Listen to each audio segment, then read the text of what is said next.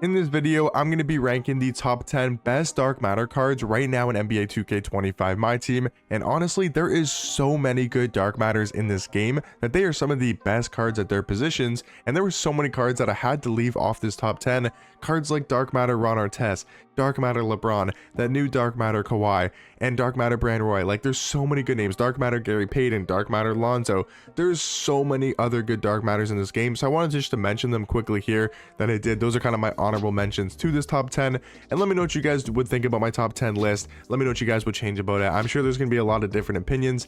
It was so hard to get everybody on this list. There's only 10 names I can do, and the dark matters in this game are seriously unreal. So let me know what you guys would change about my top 10, but those are kind of my honorable mentions. LeBron, Ron Artest, Kawhi, Lonzo, GP. Those are like the first Embiid. Those are like the first dark matters I could think of off the top of my head that aren't in this top 10, but definitely I could see being considered. Number 10, I think this new dark matter Josh Smith is absolutely unreal and maybe could be even higher on this top 10, but he's 6'9" at small forward, 7-foot wingspan, and this card is ridiculously good defensively.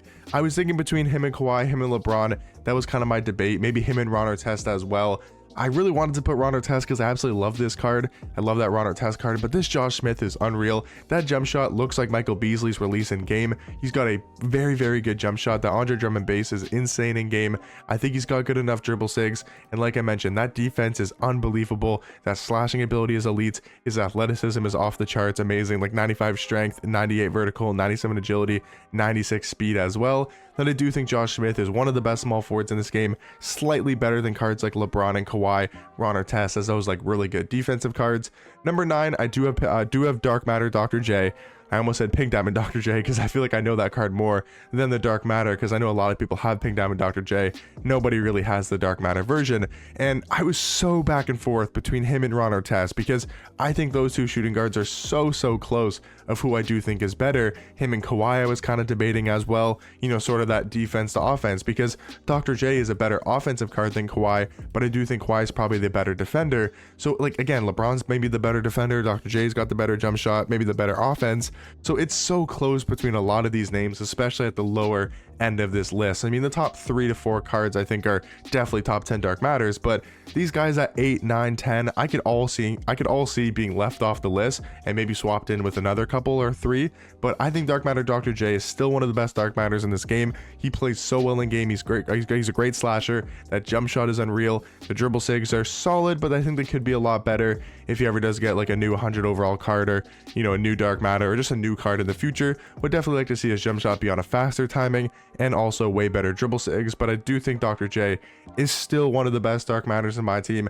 At number 8, I do have Dark Matter Shea, and again, I was kind of going back and forth with him and Lonzo, with him and Gary Payton, but I do think Shea is still better slightly than Lonzo and GP, but it's such a close debate. 6'6" at point guard, 6'11" wingspan.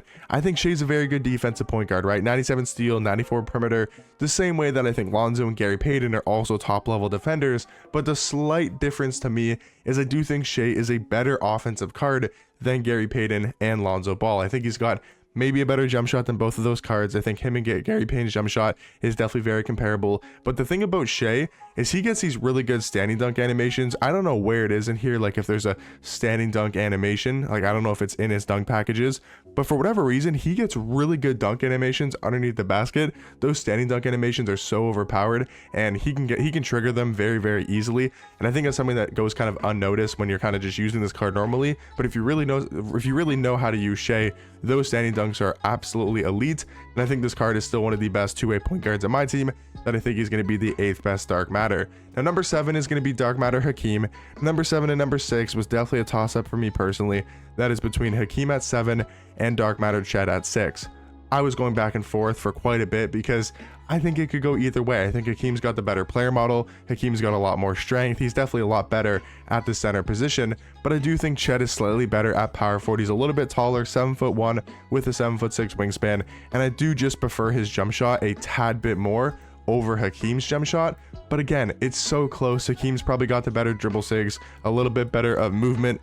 Defensively, again, they're about the same. I think Chet's maybe that slight bit better defender with a better player model. He seems to get better blocking animations, but again, that is such a close debate. But I do have Dark Matter Hakeem at 7 and Dark Matter Chet at number 6. Now, number 5, might seem a little bit high for this card, but I do think Dark Matter Giannis is still the best non-100 overall small forward in the game.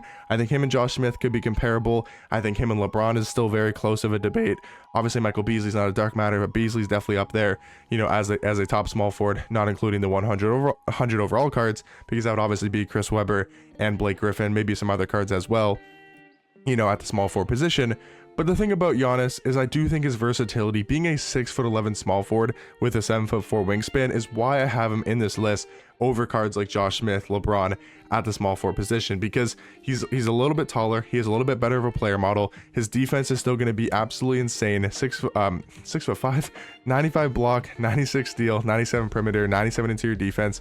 Yes, he has a low 3 ball, only a 79.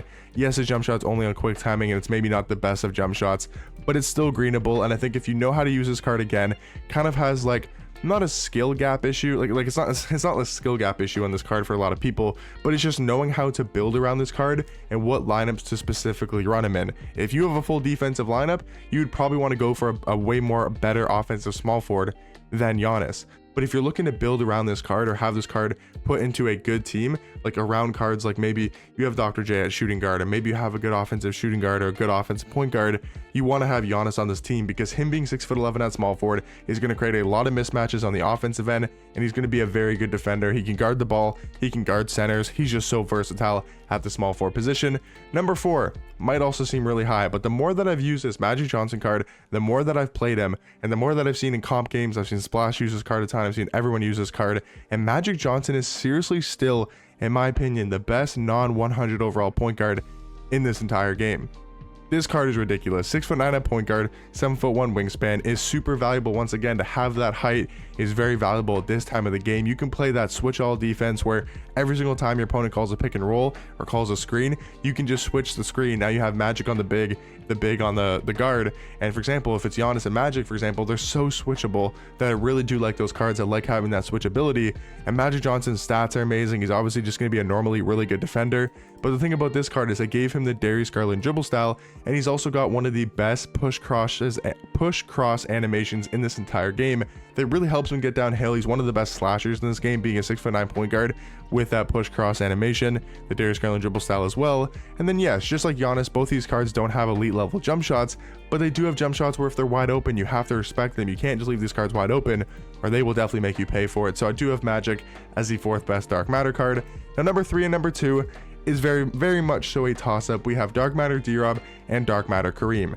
Again, another one I was going back and forward with. The way I look at it is I think D-Rob is the slightly better power forward than Kareem. I would like to run D-Rob at power forward a little bit more than Kareem, but I think Kareem has a little bit better of a center eligibility. I think he's a little bit better of a center card than D-Rob, just being that tad bit taller with a tad bit better player model. I think he's slightly better defensively. I think he gets a little bit better block animations. I think he plays defense against those taller cards a little bit better than D-Rob does.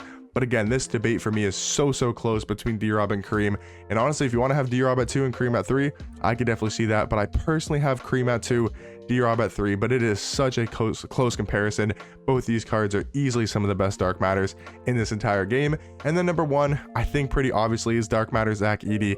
I mean, he's just an absolute demigod, right? 7'5" at center, 7'10" wingspan. They gave him updated speed, so now he's got 86 speed, 86 agility, compared to his Pink Diamond card that only had like 60 speed, 57 agility. So this card is now fast enough. He's still one of the best paint defenders in this game. He has a really good jump shot. It's now on very quick timing compared to quick. Actually, no, it was on normal, right? It was on normal, was it quick? It was quick timing on his Pink Diamond. Now it's on very quick on his Dark Matter. This card to me is the best center in my team. He's one of the best cards in my team, and I think honestly he is the best Dark Matter in this game. So let me know in the comment section down below. Again, what do you guys think about my top 10? Let me know what cards I left off this list that you guys would include, and I'll catch you guys in the next one. Peace.